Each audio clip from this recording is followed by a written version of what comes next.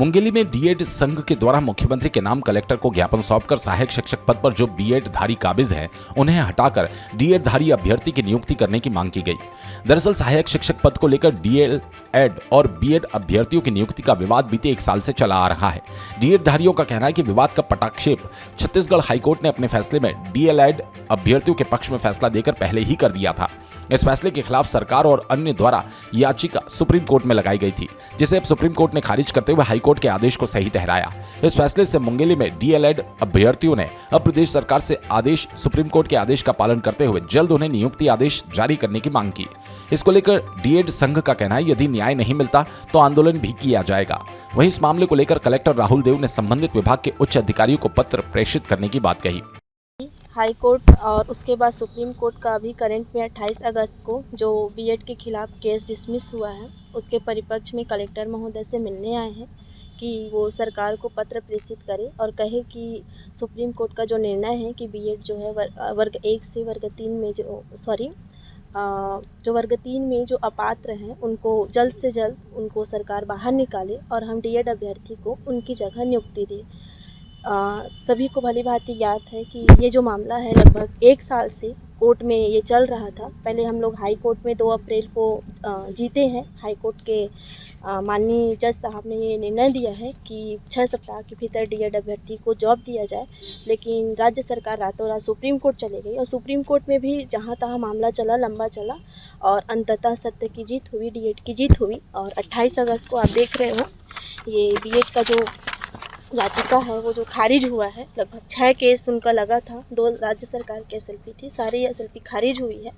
अब हमारा विनम्र निवेदन है कि हम भी आपके बच्चे हैं, आप हमारे सरकार हो, आप अपनी जनता को समझो और हमको जल्द से जल्द नियुक्ति दें, देरी ना करें। आप पिछले साल 2023 में जैसे बीएड को जल्द से जल्द नियुक्ति दे दिए, वैसे ही हमको भी समझे। हाथ जोड़कर आपसे विनती करते हैं कि जल्द से जल्द हमको नियुक्ति दें। धन्यवाद। कलेक्टर साहब, हम बेरोजगार हैं, लगभग 1 साल से घर की धन संपदा बेचकर, अपने गहने बेचकर, यहाँ तक कि हमने अपने मंगलसूत्र तक को बेचा है, गिरवी रखा है, यहाँ तक लड़े हैं और कितना लड़े। अब राज्य सरकार से विनती है कि इतना अत्याचार हम पे ना करे, जल्द से जल्द हम डीएड धारी को नियुक्ति दें, क्योंकि अब हमें इतना हिम्मत नहीं रह गया है कि और कितना लड़े। हम भी आपके बच्चे हैं, तो आपसे विनम्र निवेदन है कि जल्द से जल्द हमको नियुक्ति दें। धन्यवाद। राज्य सरकार है जो हम लोग को डीएड धारी को जल्द से जल्द नियुक्ति दे। जैसे कि आप सबको ज्ञात होगा कि जो 29 फरवरी को हाई कोर्ट ने अपना आर्डर रिजर्व रखा था, उसका 2 अप्रैल को आर्डर प्रेषित हुआ था, जिसमें एक लाइन से कहा गया है कि छत्तीसगढ़ में बीएड धारी योग्य नहीं है प्राइमरी टीचर के लिए। और सुप्रीम कोर्ट ने 11 अगस्त के अपने फैसले में स्पष्ट कहा है कि 11 अगस्त के बाद कोई भी राज्य में बीएड धारी प्राइमरी टीचर में एलिजिबल नहीं रहेंगे।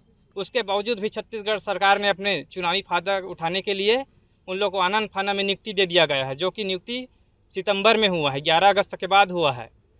उसके खिलाफ हम हाई कोर्ट में केस किए, हाई कोर्ट में जीत गए।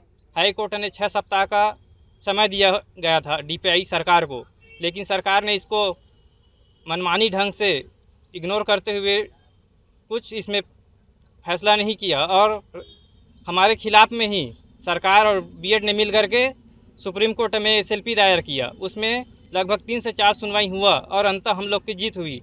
28 अगस्त को राज्य सरकार की एसएलपी और बीएड धारियों की एसएलपी को खारिज कर दिया गया है। तो हम अब सुप्रीम कोर्ट, हाई कोर्ट सभी तरफ से जीत चुके हैं। तो हम लोग डीएड संघ जितने भी हैं डीएड धारी, राज्य सरकार से ही निवेदन करेंगे जितना जल्दी हो सके हम लोग को नियुक्ति दे, हमें अपना हक दिया जाए।